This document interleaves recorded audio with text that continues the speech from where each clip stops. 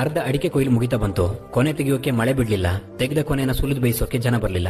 ಆವಾಗಿದ್ದ ದೋಟಿ ಕೊನೆ ಮನೆಗಳಿಗೆ ಇವಾಗ ಕೆಲಸ ಇಲ್ಲ. ಕಾರ್ಬನ್ ಫೈಬರ್ ದೋಟಿಗಳದ್ದೇ ಕಾರ್ಬಾರು ಅಡಿಕೆ ತೋಟಗಳಲ್ಲೆಲ್ಲ. ಅಡಿಕೆ ಏನೋ ವಾಣಿಜ್ಯ ಬೆಳೆನೇ ಹೌದು, ಆದ್ರೆ ಮರದಲ್ಲಿದ್ದ ಬೆಳೆ ಮನೆವರೆಗೂ ಬರಲ್ಲ.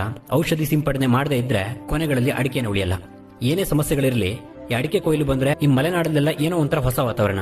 ಮನೆಗಳಲ್ಲಿ ಯಾರಿಗೂ ಪುರ್ಸೊತ್ತಿರಲ್ಲ.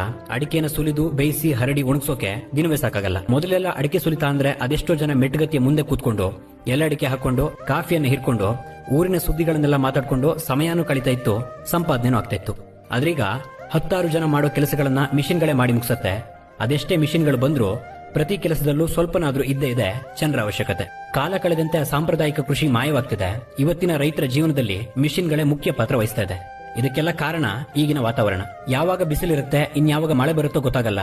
ಇನ್ನೊಂದು ಕಾರಣ ಅಂದ್ರೆ ಕೊನೆ ತೆಗೆಯೋದ್ರಿಂದ ಹಿಡಿದು ಸುಲಿದು ಬೇಯಿಸೋವರೆಗೂ ಯಾವ ಕೆಲಸಕ್ಕೂ ಸಮಯಕ್ಕೆ ಸರಿಯಾಗಿ ಜನ ಸಿಗಲ್ಲ.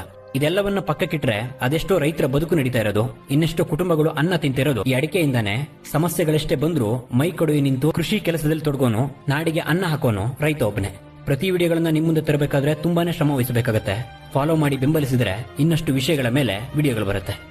ಉದುರಡಿಕೆಯ ಸುರಿದು ಕೊನೆಯೆಲ್ಲ ಬಡಿದು ಮಣಿಗಳ ಸುಲಿಯುವ